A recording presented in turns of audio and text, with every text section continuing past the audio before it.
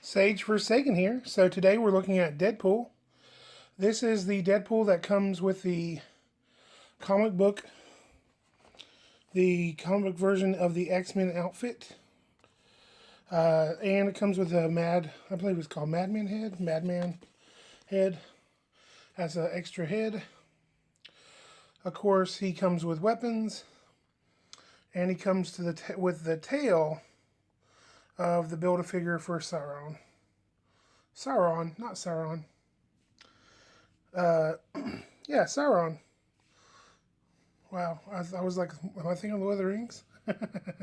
Anyway, the other figures I have here, I do have the Bishop. I got him out of box, and I have the Omega Red. But this is the first Deadpool in my collection, so let's go ahead and check that out. Open it up. Okay, and we're back. So I took everything out of the packaging, and it's very similar to the body that they used to use all the time, the Bucky Cat body, except for it's the newer body. And the reason you know that for sure is because it does have the butterfly joints. Now the joints are actually being hidden pretty well here by the straps on this Deadpool that hold his sword harness. Just like the Scott Summers, these little parts like this are loose. And I know that's partially because it's cheaper to have that be an extra part they just slip on there than for it to be attached permanently, sculpted, doing a new sculpt. They can just throw those on there and give the figure dynamics without actually having to do a new sculpt. And they just paint it differently and they're good. The issue with that is, of course, is that I had one of those up and it fell down. And even the wrist ones are loose. As a gag for this, of course, since Deadpool just grabbed whatever X-Men uniform happens to be handy, he's not really a true member of the team. It shows that his uniform is peeking out both at the waist and at the wrist from this uniform he's thrown on. Like, it's almost like he's put on too small of an outfit over his regular outfit. Now, the only issue with this is that if they hadn't done that,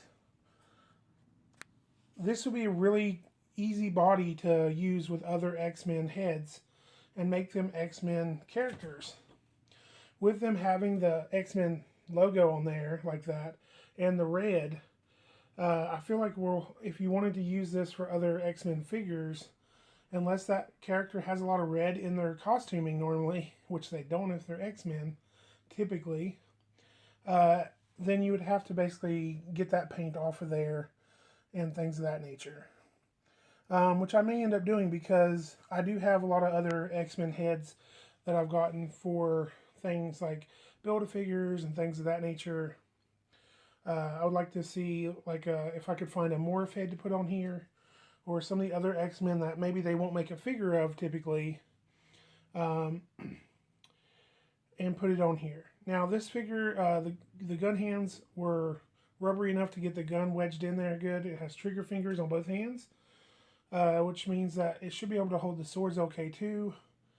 The sword harness is pretty cool. The belt is a separate piece. It does move around just like those other belts.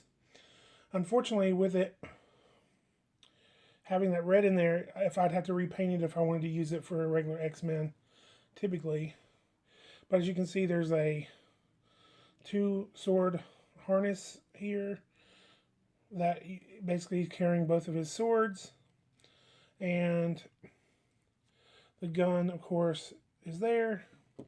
The other head is for a character that actually, apparently, Madman was posing as Deadpool for a while, supposedly, and maybe and they got killed, maybe, or whatever. But who knows?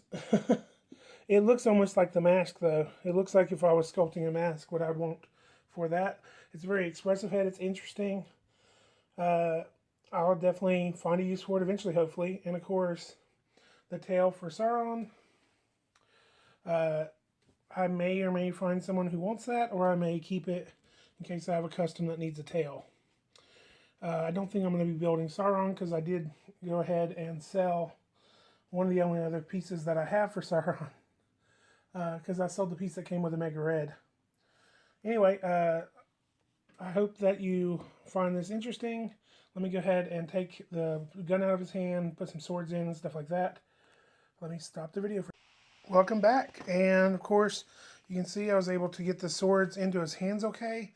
The hand that I'd wedged the gun into was a little more open and loose. And so the sword was actually sitting kind of loose in that hand. Let's see if I can really loose in there. It was really tight in the other hand because I hadn't wedged the gun in there. So probably it'll get tighter again after a little while if I don't keep the gun in the hand normally. You know, I really do like the Deadpool movies, but if I was going to have a Deadpool figure that I had to have, I got this one on sale, or I wouldn't have bought it probably. If I had a Deadpool figure I had to have, it would probably be a, actual regular Deadpool suited figure. So, sorry. Camera's all shaky. Shaky cam movie. Anyway, I do have some ninjas that I made for my, out of my Doctor Strange figure that I may actually give the swords to. Sorry, Deadpool. And having a Deadpool head to slap on different character figures is actually kind of fun. But I hope you like this video, and be sure to like and subscribe and pour on the plastic. Sage Forsaken, signing off.